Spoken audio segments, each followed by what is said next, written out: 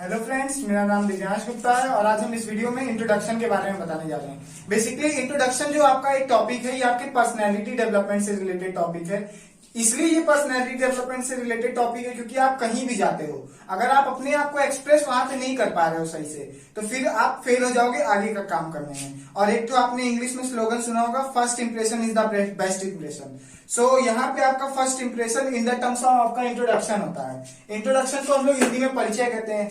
लोग क्यों फंसते हैं इंट्रोडक्शन देने में? क्योंकि उनको पता नहीं होता कि बेसिकली इंट्रोडक्शन में वो इंक्लूड क्या करें। तो आज हम बात करने जा रहे हैं इस वीडियो में कि इंट्रोडक्शन में कौन कौन से कंपोनेंट्स होते हैं और कौन कौन से कंपोनेंट्स को कैसे कैसे यूज किया जाता है। तो बेसिकली पहले जा रहे हैं बात करने components of introduction. Components basically 5 और 6 होते हैं। ये आपके यूज के ऊपर है कि आप किस समय पे किस जगह पे कैसा यूज करते हो। पहला आपका होता है नेम,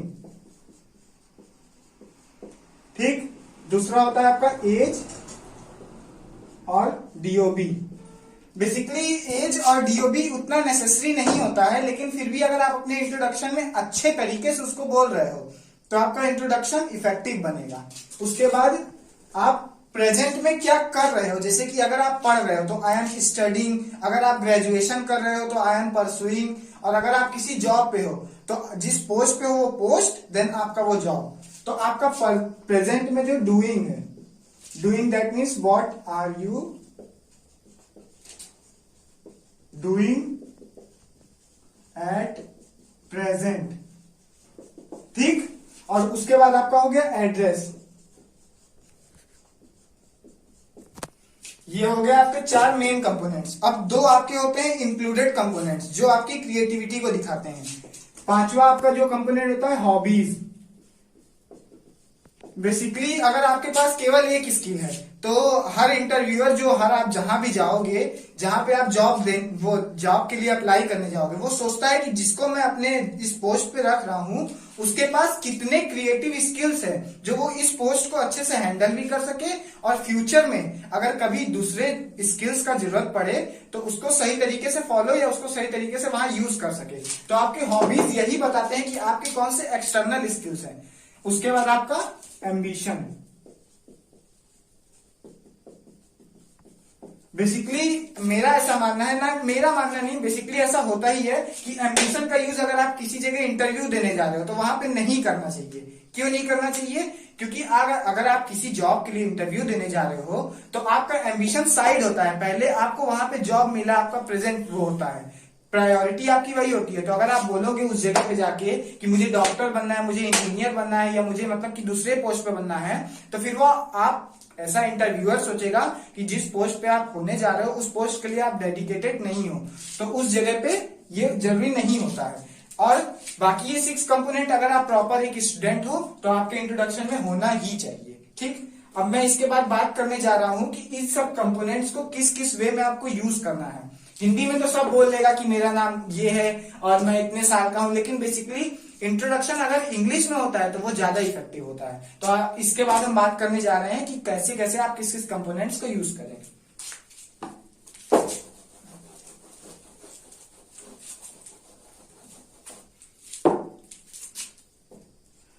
फर्स्ट हम लोग बात करेंगे नेम के बारे में, ठीक। नेम को ऐसे बोला जाता है बेसिकली, या तो माय नेम इज, फिर जो आपका नाम है वो, और या तो आई एम। अब नेम के 3 कंपोनेंट होते हैं, फर्स्ट नेम, मिडिल नेम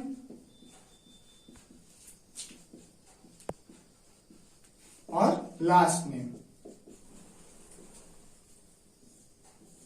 अब फर्स्ट नेम तो बेसिकली जो आपका नाम वो, मिडिल जैसे बहुत लोग कुमार और बहुत से दूसरे मतलब जो बीच में एक्सटर्नल ऐड करते हैं तो वो आपके मिडिल नेम में आते हैं। और लास्ट नेम जो आपका पर्टिकुलर कास्ट है, टाइटल नहीं, कास्ट।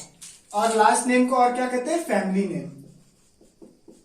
क्योंकि ये आप सब जानते हैं कि सारे फैमिली मेंबर्स के लास्ट नेम में ये आता ही है, इसीलिए इसको फैमिली नेम भी कहते हैं, ठीक। आप कैसे बोलेंगे? माई नेम इज, या आई एम, देन आपका नेम। ये होता है, अगर आपको अपना नाम इंग्लिश में बोलना है तो आपको इस फॉर्मेट में बोलना पड़ेगा। ठीक, अब उसके बाद सेकंड आपका एज और डीओबी। ठीक, एज और डीओबी आपको कैसे, जैसे एज आपका जो आप कितने साल के हो वो, और डीओबी का फुल फॉर्म होता है डेट ऑफ बर्थ, मतलब आपने कब जन्म लिया है, कब आप हुए हो, जब वो आपका डेट, आपका ईयर, आपका मंथ इसमें इंक्लूड होता है। तो ऐसे आप बोलोगे आई एम, अगर आप एज की बात कर रहे हो तो आई एम, यहां पे आपका एज, ये मैं डैश कर दे रहा हूं, यहां पे आपका एज, ईयर्स। अगर आप 1 साल के हो, 1 साल के बच्चा वैसे बेसिकली इंट्रोडक्शन देने नहीं जाएगा, तो अगर आप अपना एज बोल रहे हो तो हमेशा ईयर नहीं बोलेंगे, क्योंकि जब भी हो आप 10 साल, 12 साल, 15 साल के हो, तो आप यहाँ पे क्या यूज करोगे, एस, क्योंकि ये प्लरल हो जाएगा। तो आई एम, जितने आपका एज है वो ईयर्स ओल्ड। ठीक, और अगर आपको डीओबी बोलना है तो माई डीओबी इज, आप डीओबी नहीं बोलोगे, माई डेट ऑफ बर्थ इज, फिर यहां पे आपका जो आपका डेट ऑफ बर्थ होगा वो, ये आपका नेम का हो गया, ये आपका एज का हो गया। अब हम लोग बात करने जा रहे हैं कि एड्रेस कैसे लिखा जाता है।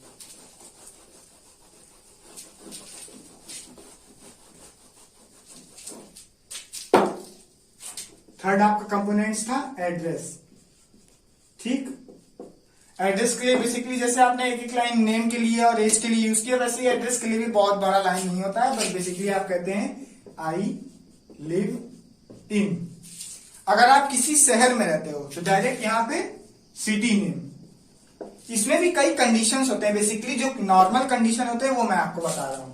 ठीक, और दूसरा कंडीशन कि आप किसी गांव में रहते हो, जब आप किसी गांव में रहते हो तो आप यही सेम चीज बोलोगे, आई लिव इन, लेकिन वहां पे चेंज क्या होगा जानते हैं, यहां पे आप अपने गांव का नाम, विलेज नेम पहले बोलेंगे, देन वो जो जिस गांव में आप रहते हैं वो गांव किस जिले से कनेक्टेड है। जैसे कि आप नॉर्मल किसी भी गांव में रहते हो तो वो किसी ना किसी जिले से कनेक्टेड होगा, देन उस डिस्ट्रिक्ट का नाम।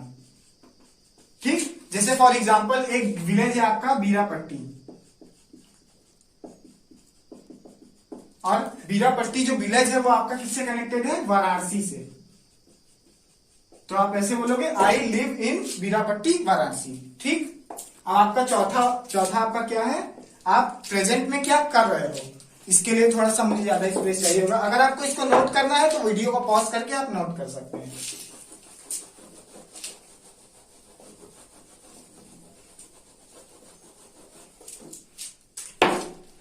बेसिकली देखिए, जो आपका डूइंग होता है वो आपके स्टडी के ऊपर डिपेंड करता है कि आप हायर सेकेंडरी एजुकेशन ले रहे हो, या ग्रेजुएशन कर रहे हो, या पोस्ट ग्रेजुएशन कर रहे हो, या आप कहीं जॉब कर रहे हो।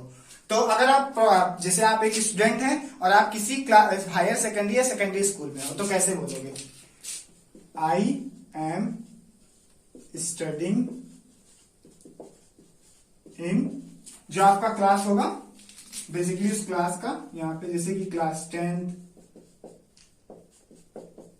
11th 12, ऐसे जो भी आपका क्लास होगा ये आपके प्रॉपर सेकेंडरी एजुकेशन और वो प्राइमरी एजुकेशन के लिए है। ठीक, और अगर आप ग्रेजुएशन कर रहे हो तो उसमें ज्यादा चेंजमेंट नहीं है, लेकिन बस चेंज क्या हो जाएगा, आई एम, यहां स्टडिंग की जगह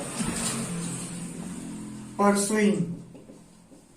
बेसिकली दोनों की मीनिंग सेम होती है, लेकिन जैसे जैसे लेवल बढ़ता जाता है वैसे वैसे आपका जो वर्ड्स होते हैं वो चेंज होते जाते हैं। परसुइंग, देन आप जो कर रहे हो, जैसे कि आप कोई कोर्स कर रहे हो बीएससी, तो यहां पे लिखेंगे बीएससी, बायो है तो बायो, मैथ है तो मैथ।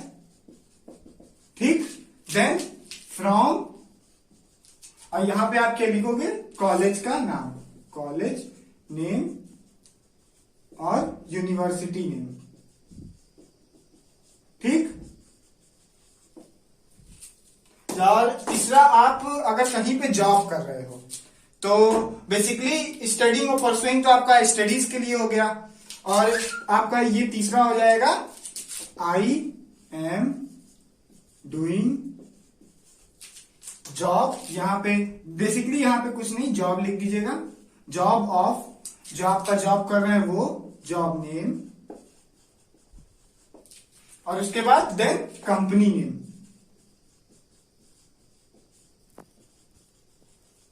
यहां पे आप लिखेंगे I am doing job of, जो आप जॉब कर रहे हो वो, और जो आपके जिस कंपनी में आप जॉब कर रहे हो वो। तो ये आपका हायर सेकेंडरी और सेकेंडरी एजुकेशन के लिए हो गया, ये ग्रेजुएशन के लिए हो गया, और ये जॉब के लिए। अब इसके बाद आपकी दो ठो बचे हैं, हॉबीज और एम्बिशन। हॉबीज के लिए भी बेसिकली एक लाइन का वर्ड होता है आई। जैसे देखिए हॉबीज आपको किस टर्म में कहा जाता है, hobbies in terms of interest. अगर आपको कोई चीज करने में इंटरेस्ट रखते हो तो आप उसे पसंद करते हो, तभी आपका उसमें इंटरेस्ट है। तो आई लाइक टू, और ऐसा जरूरी नहीं कि किसी भी पर्सन का केवल एक ही हॉबी हो, एक से ज्यादा भी हो सकता है, एक भी हो सकता है, और ऐसा भी हो सकता है कि उसकी कोई हॉबी ना हो। तो अगर आपकी हॉबी है तो यहाँ पे आई लाइक टू, जैसे कि आपको क्रिकेट खेलना पसंद है, play cricket, watch movies, movies देखना पसंद है, और उसके बाद कुक फूड एटसेट्रा। ऐसे आप पहले बोलेंगे I like to play, I like to, then जो आपको करना होगा, जो आपको करना पसंद है बेसिकली वो, और एट लास्ट आपका एम्बिशन, आप फ्यूचर में क्या बनना चाहते हो। I want to become, then यहाँ पे जो आप बनना चाहते हो वो। So that is all about the introduction. अगर आपको इससे रिलेटेड कोई भी डाउट हो तो कमेंट सेक्शन में कमेंट करके जरूर बताइएगा। Thank you, have a nice day.